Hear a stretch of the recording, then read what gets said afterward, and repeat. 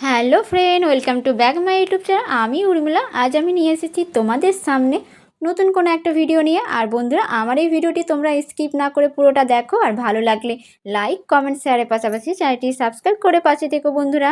আগে বলো, তোমরা কেমন আছো? আশা করি সবাই ভালো আছো আমার বন্ধুরা। আর আমিও তোমাদের বড় ছোটোর আশীর্বাদে মোটামুটি ভালো আছি এবং সুস্থ আছি। বেশ কিছুদিন পর তোমাদের সামনে একটা ব্লগ ভিডিও শেয়ার করলাম বন্ধুরা। জানি না কতটা ভালো হয়েছে, তোমরা দেখে বলো তো বন্ধুরা, আমার এই ভিডিওটি তোমাদের কেমন লেগেছে। অবশ্যই ভালো লাগলে লাইক, কমেন্ট, শেয়ারের পাশাপাশি চ্যানেলটি সাবস্ক্রাইব করে পাশে থেকো বন্ধুরা। সব বন্ধুদেরকে জানাই শুভ সকাল। আমার এই সকালটা কিন্তু বৃষ্টি দিয়েই শুরু করলাম বন্ধুরা। জানি না কতদিন এভাবে বৃষ্টি চলবে। দেখো, নিয়মিত বেশ কিছুদিন ধরে এভাবে বৃষ্টি চলছে। কিছুক্ষণ ব্রেক, আবার শুরু হয়ে যাচ্ছে, আবার কিছুক্ষণ ব্রেক, আবার শুরু হয়ে যাচ্ছে। ভালো লাগে না আর বৃষ্টির মধ্যে। তোমাদের জানি না কতটা বৃষ্টি ভালো লাগে। আমার তো বৃষ্টি এতটা ভালো লাগে না। ভালো লাগে কিন্তু এতটা ভালো লাগে না। দেখো, নিয়মিত বৃষ্টি হলে পুরো প্যাচপ্যাচে কাদা, রাস্তাঘাট প্রচণ্ড অসুবিধা হয়। সব বন্ধুদেরকে জানাই আমার তরফ থেকে শুভ সকালের অনেক অনেক ভালোবাসা বন্ধুরা। আর দেখো, সকাল সকাল রান্নাঘরে চলে এসেছি। আর কি রান্না করব তোমাদের সাথেই সেটা শেয়ার করব বন্ধুরা। চলো, সকালের নাস্তা তৈরি হচ্ছে আর কি বানাচ্ছি সেটা দেখো বন্ধুরা। এই যে নিয়ে নিয়েছি, আগের থেকে আলু কেটে রেখে দিয়েছি আর নুন হলুদ মাখিয়ে রেখেছি। আর এই বৃষ্টির ওয়েদারে বাড়িতে বানিয়ে নেব গরম গরম আলুর পকোড়া। সেই জন্য আগের থেকে রেডি করে নিয়েছি বন্ধুরা। আলু কেটে তারপর নুন মাখিয়ে রেখেছিলাম দেখো। আর বেসনটা কিন্তু ভালোভাবে গুলে রেখেছি দেখো, নুন হলুদ দিয়ে। আর একটু অল্প কালো জিরে ধনে দিয়ে দিয়েছিলাম, আর জিরে গুঁড়ো দিয়েছিলাম, লঙ্কা গুঁড়ো দিয়ে দিয়েছিলাম পেস্ট দেখো। তারপর হচ্ছে আলুর পকোড়াগুলো ভালোভাবে ভেজে নেওয়া যাক তাহলে বন্ধুরা।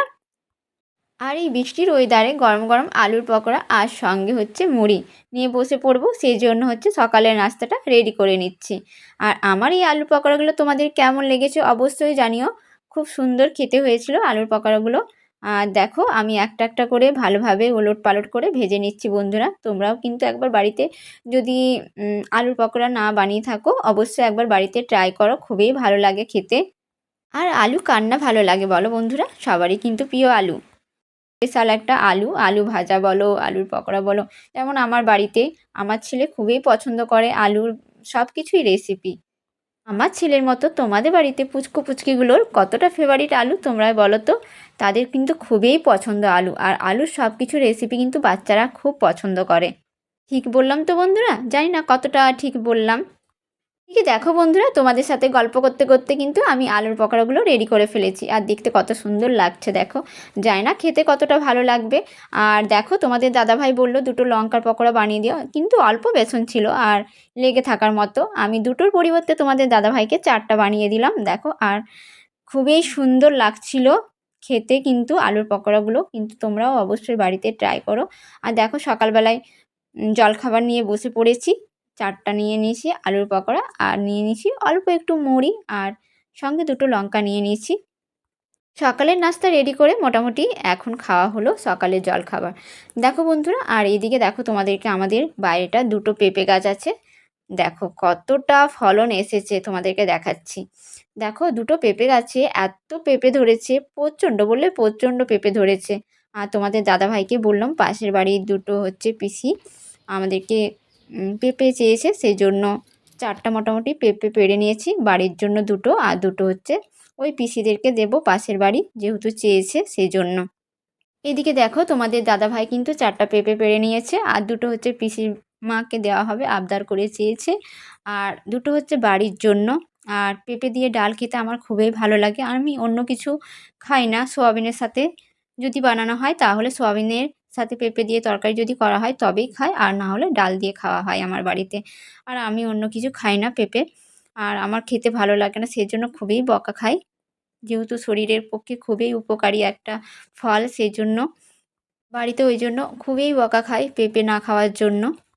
আর আজকে সকালটা থেকেই প্রচণ্ড কাজ। আর তোমরা বলবে কেন এত কাজ, কিন্তু আজকে যেহেতু কাজগুলো সেরে আমি অন্য কোথাও যাব একটু, সেই জন্য প্রচণ্ড কাজের তাড়াতাড়ি ঝটপট করে সেরে নিচ্ছি দেখো। এরপর হচ্ছে দুপুরের রান্না বান্না সেরে একটু বেরিয়ে পড়বো, একটু ব্যাংকের মধ্যে কাজ আছে, আর হচ্ছে অল্প বাজারে কাজ আছে, সেই জন্য তাড়াহুড়ো করে সেরে নিচ্ছি বন্ধুরা। এদিকে তোমাদের দাদাভাই এতটাই ব্যস্ততার জীবন যে বাজারটা নিয়ে আসার মতো তার সময় হয় না সকালবেলায়। আর সব সময় ব্যস্ত থাকে কোনো না কোনো কাজের দিকে।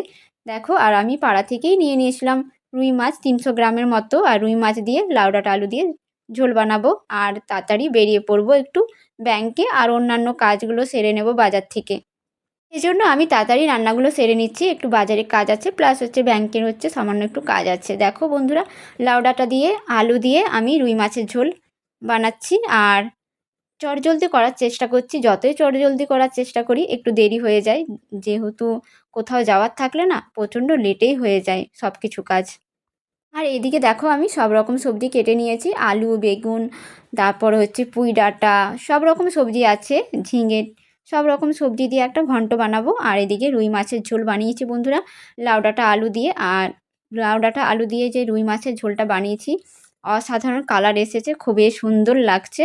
আর আমি বেশিরভাগ রান্না বান্না কিন্তু লোহার কড়াইতেই রান্না করি ভাজাভুজির ক্ষেত্রে। দেখো, লোহার কড়াইতে রান্না করলে কালারটা কিন্তু অসাধারণ আসে, একটু কালচে কালচে খয়েরি ভাব আছে, সেই জন্য লোহার কড়াইটাই রান্না করলাম। আর ভাজাভুজির ক্ষেত্রে আমি কিন্তু বেশিরভাগ লোহার কড়াই ব্যবহার করি।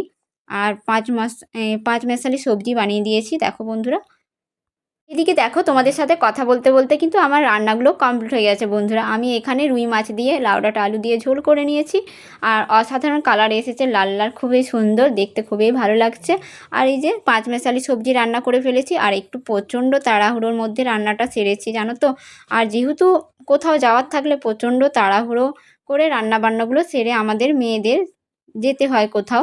দেখো, আর স্নান টান করে নিয়েছি বন্ধুরা, স্নান টান করে রেডি হয়ে গেছি। দেখো, চুলটা ভেজা আছে, অল্প ব্যাংকের কাজ আছে। আর বাজারটা সেরে তারপর যখন খাবার টাইম হবে তখন হচ্ছে ভেজে নেব গরম গরম পাঁপড় ভাজা। আগের থেকে ভাজলাম না পাঁপড়, পলিথিনে ভেজে করে পলিথিনের মধ্যে রাখা যেত, কিন্তু না, করলাম না।